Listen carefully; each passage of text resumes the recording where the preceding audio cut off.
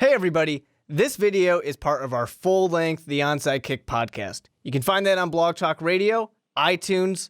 You can pretty much find it anywhere, so we don't care where you listen. Just stick around and check it out. And Mark, we got to move on into our last topic here for our kind of two-thirds draft podcast here for The Onside Kick. And we're going to be focusing on another top 5 pick, this time the Jacksonville Jaguars in Todd McShay's mock draft. And the reason why we're focusing on the Jaguars is because he has them taking an interesting player. I think I said that right. Spanish. Please help me with my Spanish down below. But an interesting player at number 4, O.J. Howard. And Mark, I'm going to get right to it. Is O.J. Howard a top 5 pick? Should he be worth a top 5 pick in the draft? No, I don't think so. And also your Spanish sucks. It does. But it does. Spanish 4, by the way. Oh, went good all job. the way through. Congrats.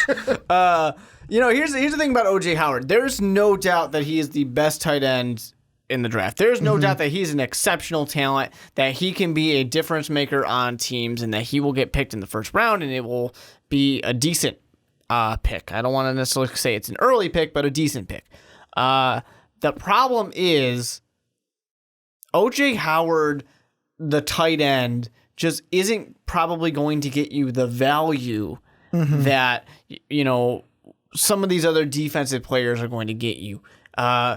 Should you take O.J. Howard instead of a quarterback? Yeah, sure, because these quarterbacks aren't that great. Because you have Blake Bortles. Yeah, right. But some of these things is just like, O.J. Howard, it's kind of a struggle there, because I'm always that person that says it doesn't really matter when a player was drafted if it works out. If it works out well, you could be the team that reaches for O.J. Howard, number 1 overall. It's not happening, but let's just pretend.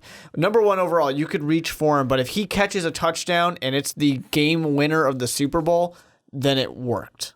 Then that's all that matters. This is draft day. This is the premise of draft day. Nobody cares about when things happened as long as it works in the end. But yeah, I just think that for a lot of these people, sure, O.J. Howard's going to be a great player, and he's tall, and he can catch it in the end zone, and blah, blah, blah. But I just don't see, I don't know, I just struggle with the idea of taking a tight end in the top 10. It's just, you're passing up on a lot of great value there. And sure, you'll probably miss out on the tight end, but there's a lot of players that are good tight ends. You're not going to maybe get the Rob Gronkowski. I will tell you. But there's a lot of good players out there. You want to know one of them that they could probably get, depending on how his stock rises. Sure. I'm thinking 3rd round, they could go after this guy, Jake Butt out of Michigan. Yeah. And he is a guy where you look at his NFL.com profile, and where it says sources tell us, this is an AFC director of scouting, even says just what you did. He's going to be a good pro. Everyone wants Kelsey, Olsen, Gronk, but those are elite players. Butt is dependable and will make first downs. If I'm the Jacksonville Jaguars, I don't need to go hit the home run. I know that the big thing right now, and this might be an overreaction with the mock draft of, they gave up Julius Thomas, they have to replace him right away. Yeah. Well, really, they don't have to go out and get a all-star tight end, because if you look at their roster, you do have the Allen and Allen outside. You have Marquise Lee, who right now is your slot receiver. Is Marquise Lee a home run guy? No, but he's quality there. And like I said, Allen Robinson and Allen Hurns are your 1-2 punch on the outside. And you even have Mercedes Lewis right now, who's locked in as your number 1 overall tight end. Is Mercedes Lewis the best tight end that you could have? No, scrub. But he is dependable, and he is a guy that if I'm sitting there, I'm like, okay, he's our number 1 tight end. I don't think we have to go and oversell the job for done. Exactly. And I think that if you bring in a guy like Jake Butt, you can have Lewis and Butt out there, because it looks like Jacksonville is going to run a double tight end set with Doug Marrone and Nathaniel Hackett, the OC. That's where I think Jacksonville goes tight end. Go 2nd, go 3rd round, depending on where Butt stock is when we get to draft day, because with O.J. Howard, the big kind of knock that it seems like everyone has against him is that he never lived up to the hype. But the good thing for O.J. Howard is it looks like scouts are looking at that and going, hey, you know what? It's not his fault he didn't live up to the hype. Lane Kiffin didn't know how to use him. Sure. And that's definitely a possibility. And you get those coaches who are saying, hey, I know what to do with this guy. I can use him. And you see that all the time with quarterbacks. You see it with wide receivers that didn't pan out, or a running back potentially where they're saying, hey, no, it was just the wrong situation. I can make this guy good. I can do it. I know how to do it. And it's certainly possible. I think O.J. Howard has great potential to have a good career. Some people want to question the mentality of the guy, but I think he can have a good career. I see a lot of these draft picks, and I've seen people even as high as the Chicago Bears saying, hey, they don't have Martellus Bennett anymore. Zach Miller's not always healthy. Should the Bears go for that? That's as high as I've seen him go, is number 3. And I just sit there and I think, you can get such good talent in other spots that are harder to find that talent early on. So a tight end, you can find yourself a serviceable tight end, and it'll be good. I mean, the problem for O.J. Howard, if O.J. Howard was an exceptional blocker as well as a wide receiving threat, or was like the next Gronk or Greg Olsen. Yeah, then I would say sure, okay, I'll give it to you. Go ahead and draft him. If you had another draft and you had Gronkowski 2.0 minus the injuries, sure, I could see top 10 pick, maybe not top 5 pick, but I can see a top 10 pick out of that. So 5 through 10. To me, it goes down to, with the anomaly aside of like Rob Gronkowski, the difference between your top of the line but not necessarily elite tight end and your slightly below average tight end is not that huge of a difference compared to your above average to below average corner or defensive end. Well, and that's why with me, and this has nothing to do with O.J. Howard's talent, because I think we're both in agreement here that, hey, you know what? He's a very talented tight end. I just look at all the teams that could be drafting, and I wanted to find a spot for him. If Jacksonville doesn't take him, Tennessee, I would probably go corner and wide receiver over a tight end with their picks. The Jets don't need a tight end. Chargers don't. Panthers don't. Bengals don't. Bills, I wouldn't. Saints, you got 2 picks. I wouldn't. I would go defense with both. The Browns aren't going to go it. The Cardinals won't. Eagles won't. Colts. I've heard Colt fans in the comment section say how we better not draft a tight end. Ravens won't. Redskins won't. It brings me to the 19th and the 20th pick. The Bucks and the Broncos might be the spot where we see the first tight end off the board, not because of talent, but because of needs and other positions prioritizing before the tight end. Because the one thing with Tampa Bay you got to look with, Austin Seraphin-Jenkins, no longer there. That experiment didn't work out. They really need a tight end. And then the Broncos really haven't had that tight end since, you could kind of say Owen Daniels and Peyton Manning's last season, but they haven't had that guy at the tight end position since Peyton Manning made Julius Thomas into who we think he is today. A guy who got paid. Yeah, a guy who got paid. I really don't, I think in you can see it on mostvaluablepodcast.com, my 2.0, I was low on O.J. Howard, and part of it to me was just I had other guys going, and I was like, oh, and I got to him, and I'm like, somebody probably would have taken him by now. I have him in the low 20s, or should I say high 20s. And it's just one of those situations where it's like, yeah, he certainly could go, but I think a lot of teams are going to evaluate not just the BPA, because teams talk about BPA a lot, but not everybody uses it. Drafting the best player available. A lot of teams are looking at, what do I need? And there are teams that need a tight end, but tight end is rarely going to be as huge of a need for teams as, offensive line, defensive backs, linebackers. These are typically going to be the things that a team will think of first before they think of the tight end.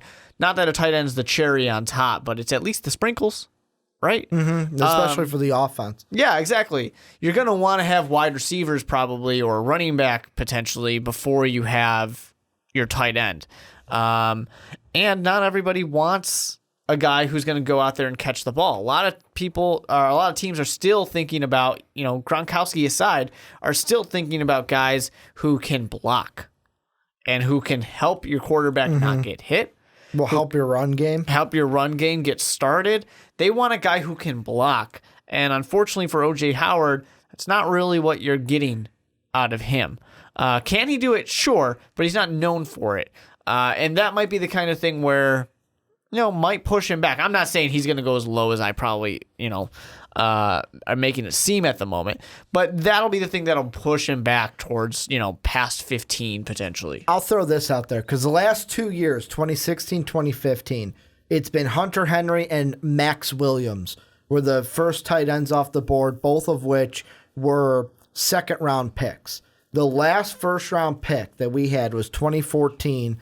It was 10th overall by the Lions.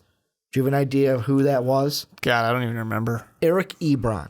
Oh, so that's I'm going right. to tell you this. I'm going to ask you this question. Where is he now? He is still with the Lions. Still the Lions? Good. Here's the question for you.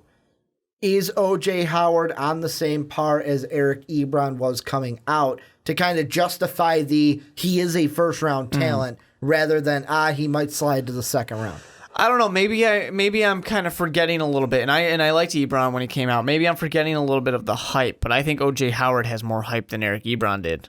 A lot of hype, and mainly because of Alabama. And I mean the tight end before we had before in 2013, the first tight end off the board he is a Pro Bowler, Tyler Eifert. Oh yeah, went to the Bengals. We also had in the second round Zach Ertz. Was the second one off the board, 35th overall. So I think that the Tyler Eifert thing, because he went 21, I think that's going to be where O.J. Howard sits because it's one of those things where I don't think teams are going to be like, yeah, let's go grab a tight end, even in the top 10.